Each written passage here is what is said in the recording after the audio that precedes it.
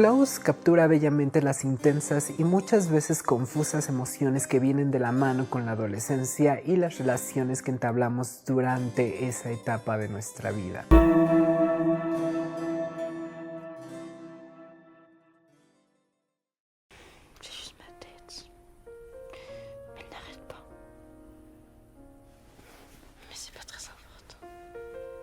Por mucho tiempo se ha considerado a los hombres como seres emocionalmente incapacitados, incapaces de entender, experimentar o expresar emociones y sentimientos, como si su cerebro estuviese configurado para reprimirlas, como si el desarrollo de la masculinidad que llega con la madurez dependiera de volverse seres fríos, distantes, incapaces de sentir y verbalizar lo que ocurre en su interior y con el único propósito de llegar a ser fuertes, independientes, autónomos, competidores y eventualmente ganadores de una vida que carece de autocomprensión y entendimiento. Pero la realidad dice cosas muy diferentes. En el año 2011, Niobe Way, profesora de Psicología del Desarrollo de la Universidad de Nueva York, publicó su libro Deep Secrets: Boys, Friendships and the Crisis of Connection, donde profundiza sobre la vida emocional de niños y adolescentes a través de un estudio que le tomó una década terminar y donde desafía las ideas preconcebidas sobre los estereotipos que prevalecen aún a la fecha acerca de la masculinidad y sobre lo que ser un hombre significa en la actualidad, descubriendo así los diferentes matices que tienen las relaciones interpersonales de los jóvenes que transitan de su niñez a su adolescencia y posterior adultez. El estudio incluyó entrevistas en profundidad con niños de diversos orígenes, donde Way explora cómo los niños forman amistades cercanas y emocionalmente íntimas en la adolescencia temprana y cómo las presiones sociales provocan que estas conexiones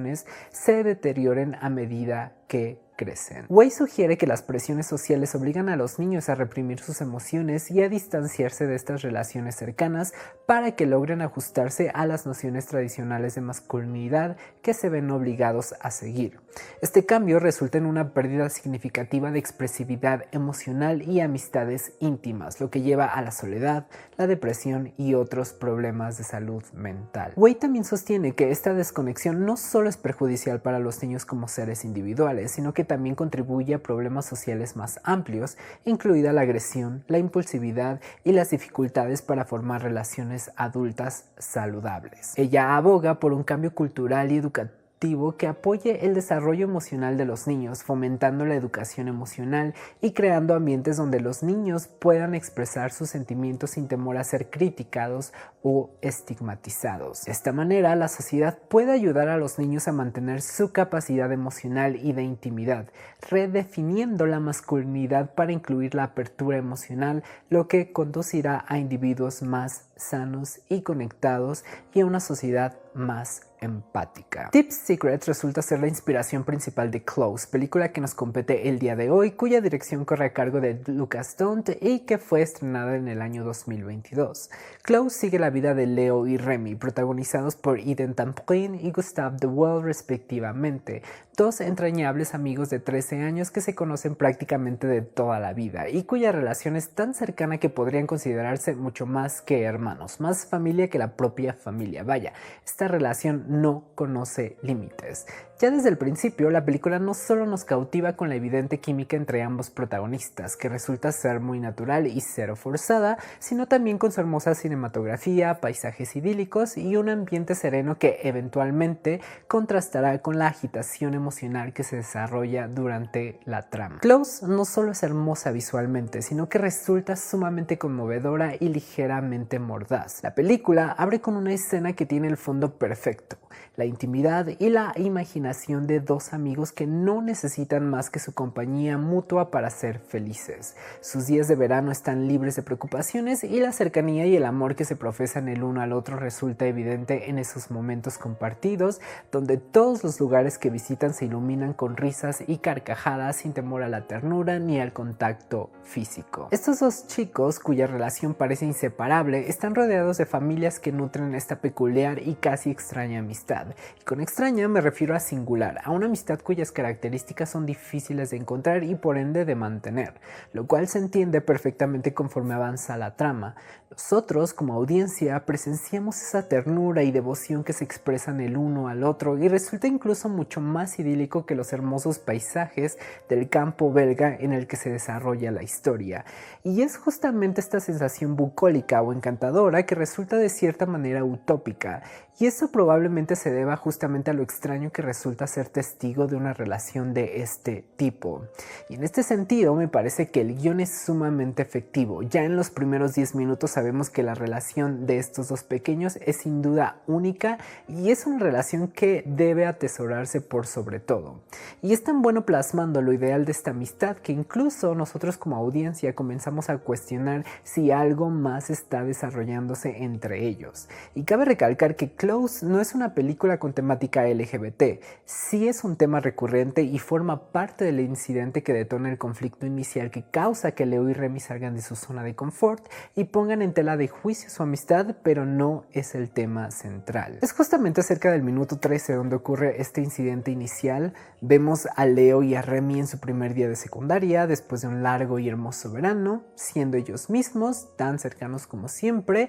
lo cual genera rumores y preguntas a su alrededor. Y lo que me hace recordar lo crueles que pueden llegar a ser los niños a esa edad, y se comienza a cuestionar abiertamente su relación, haciendo énfasis en un posible romance más que en una mera amistad, simplemente por la cercanía que ellos tienen y demuestran. Y justamente es en este momento donde Leo pone sobre la mesa lo que muchos pensamos pero pocos decimos, y esto es: ¿por qué se pone en tela de juicio una amistad entre dos hombres cuando existe tal cercanía, cuando existe contacto físico como un simple abrazo o el hecho de posar tu cabeza sobre el hombro de un amigo, cuando en general las mujeres pueden hacer esto, tomarse de las manos, besarse en la mejilla, hacerse cumplidos y muchas otras cosas sin que se cuestione su sexualidad? Y es en este momento donde Leo y Remy comienzan no solo un nuevo año escolar en una nueva escuela, sino un viaje de auto y mutuo conocimiento. Poco a poco vemos cómo esta presión de sus pares va en aumento, casi de manera sutil, pero no por eso desapercibida, hasta ocasionar una ruptura que ninguno de los dos sabe cómo afrontar. Y tristemente encaminados hacia el clímax, ocurre una tragedia que marca el punto de no retorno para Leo, que lo hace confrontar sus emociones y las consecuencias de sus actos. Como podrán imaginar, para que la trama de esta película funcione, necesita de actores que puedan encapsular todas estas emociones y microexpresiones que son necesarias para un drama de este estilo. Y en este sentido me parece que el casting tanto de Irene como de Gustav dio justo en el clavo, especialmente de Irene, que interpreta a Leo y es quien nos lleva a través de toda la trama y especialmente del segundo y el tercer acto, donde es él quien debe afrontar las consecuencias de haber permitido que su amistad con Remy se viera afectada sin remedio. Y pese a hacer su debut, sus interpretaciones son simplemente perfectas. Asimismo, Emily Duquesne y Leah Drucker, quienes interpretan a las madres de Remy y Leo respectivamente, se merecen una mención muy especial por sus increíbles interpretaciones. La escena en el camión escolar con Leo y su madre es simplemente asombrosa y te pone los pelos de punta, y no de miedo, sino de angustia. Es probable que para algunas personas la actuación de Irene hacia el final del segundo y en el tercer acto resulte tal vez un poco fuera de tono, porque tiene una respuesta un poco fría a la tragedia que experimenta, pero si prestamos suficiente atención podemos ver que son sus ojos los que condensan todas esas emociones que su personaje está ocultando bajo una fachada de tranquilidad que más que eso es incertidumbre, culpa y confusión, pero sobre todo culpa, lo cual se explica por la situación por la que está pasando, pero al final todas estas emociones reprimidas logran salir a flote a través de un motivo muy especial que es el yeso causa de un brazo roto, una analogía a lo que realmente está sucediendo dentro de él y que concluye con un final hermosamente escrito y lleno de redención. Es hasta este punto donde él condensa no solo sus propias emociones, sino las nuestras también, que están ya al borde de derramarse, y es que sus actuaciones son justamente la cohesión que une el guión escrito por Don't y Angelo Tijans. Hay pequeños detalles y microexpresiones que pueden pasar desapercibidas si no prestamos la debida atención, pero que en definitiva marcan la diferencia. Como esta escena del recital de Remy donde su nerviosismo es casi palpable, donde la inseguridad ansiedad se ve plasmada en sus ojos evasivos que intentan no mirar al público, su cuerpo casi hermético y la manera apresurada en la que toca su oboe se plasma muy bien. ¿Y qué decir de los ojos de Eren, que por sí mismos nos muestran todas esas emociones que se acumulan en el interior de su personaje? Su mirada simplemente lo dice todo. Por otra parte, la cinematografía resulta ser sumamente intimista. En general, gran parte de los planos que vemos en pantalla se resumen a planos en primer plano, planos medios y uno que otro plano general y entero, que junto con el uso de la cámara en mano logran que nos veamos inmersos en la trama, como si estuviésemos presentes allí en las sombras, mirando en primera fila lo que le sucede a nuestros protagonistas. Y esto resulta bastante efectivo porque justamente gracias a esto y al meticuloso trabajo de composición y encuadre, la conexión emocional que existe entre Leo y Remy se siente y se percibe de manera mucho más cercana y de una manera extrañamente voyerista. Hay escenas, por ejemplo, en las que el encuadre coloca a Leo y a Remy tan cerca, no solo en uno del otro, sino con el encuadre mismo casi tocando sus bordes, como una manera de simular esa proximidad y cercanía que produce su amistad. Vaya, el cariño que sienten el uno por el otro se refleja en la proximidad de sus cuerpos y asimismo en la proximidad que se refleja en la pantalla.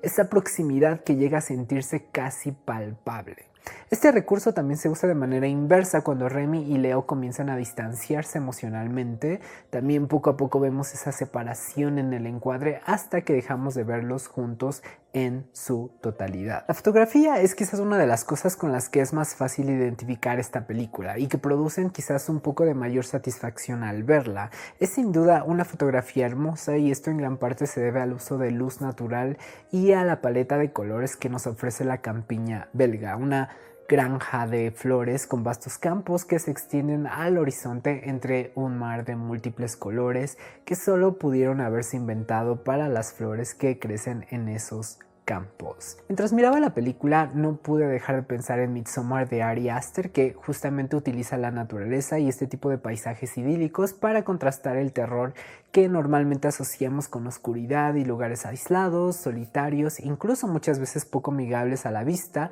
contra un lugar hermoso, lleno de luz y aparente paz y tranquilidad que está lejos de evocar una sensación de horror. Y justamente como en Midsommar, Lucas Dont logra plasmar en Close una situación sumamente triste y devastadora que se contrapone con el escenario donde se presenta. Que si bien al inicio de la película nos muestra lo bello de crecer en un lugar así de hermoso, también nos muestra que en estos lugares paradisíacos también pueden suceder tragedias y que el mal siempre está un paso atrás del bien sin importar dónde nos encontremos. Sin duda han logrado crear una atmósfera visualmente agradable, placentera y serena que al mismo tiempo logra simbolizar la belleza, la simpleza y la inocencia de cuando se es un niño.